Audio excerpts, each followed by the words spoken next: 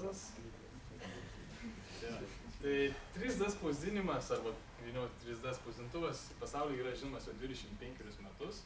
Ir šis dalykas pagrindė buvo naudojamas tik tai inžinierių prototipams gaminti, kurie būtų naudojami naujiems gaminiams.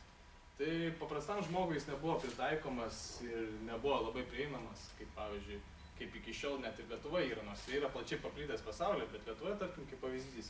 VGTU turi mechanikas, fakultetas konkrečiau, turi nusipirkęs kelis spausdintuvus, tačiau jie slepia viską nuo studentų, nes sako, oi, o jeigu įsikirs, o jeigu kažkas tas ir taip toliau.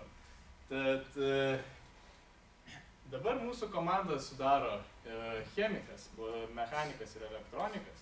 Ir mes dabar darome naujos kartos trimatį litografinį spausdintuvą.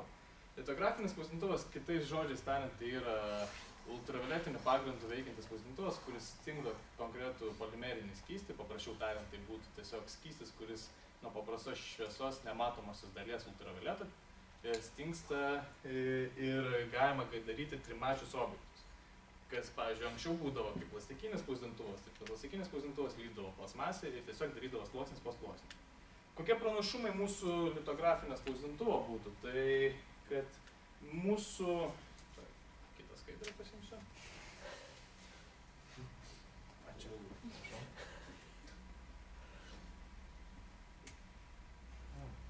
Ačiū. Tai va, tai kad pas mus, kaip matot, sluoksniai, va šitie atvaizduoti sluoksniai, jie bus atkuriami žymiai mažesni iki 10 mikronų. 10 mikronų, tai praktiškai žmogaus akis jau to nepastebi. Kas kaip palyginus, tarkim, būtų plastikinės spausdintuvus, jau tu gali tiesiog pasiėmęs tą patį daiktą spausdintą, čia yra spausdinta ultravioletinių spindulių, po to duosiu palaikyti.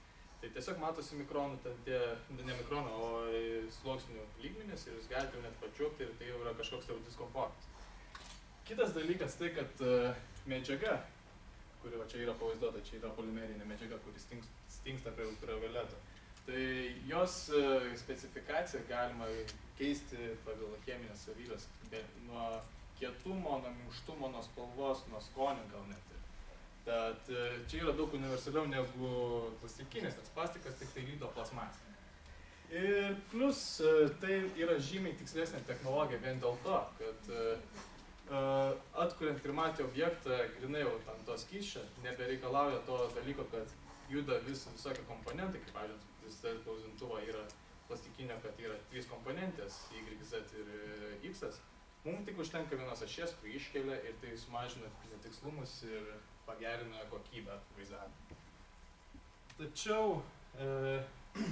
mes nenorim vien tik orientuotis į to spausdintuvo gamybą.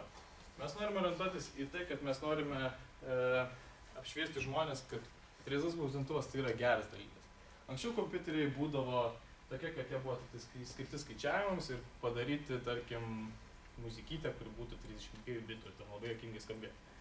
Dabar kompiuteriai naudojami yra plačiai. Tai čia yra tiesiog tik laiko klausimas, kada mes naudosime, kad architektai naudos planšams gaminti. Labai juokingas žodis, kaip vadinasi ausų gydytojai.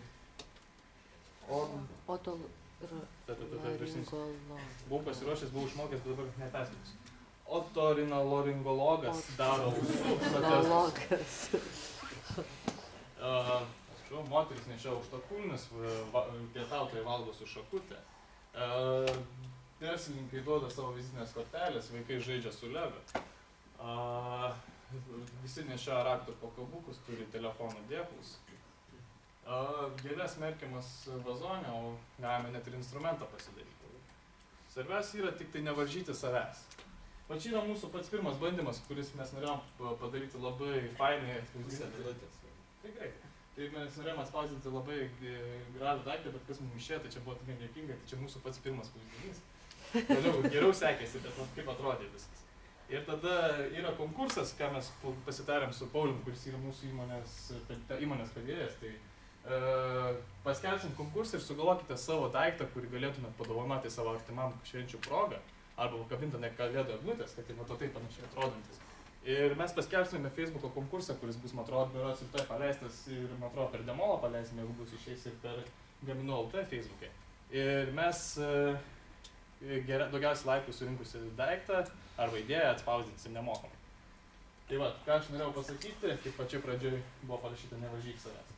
Čia yra vaikas, kuris prisidėjo prie šito daikto sulaužimo. Jie tam labai fainai gražiai. Tiesiog jis mane įkvėpinėjo. Šitą nuotrauką. Tai va, tai ačiū. Gerai, klausimai, komentarai. Kas nori klausimą, gal šitą?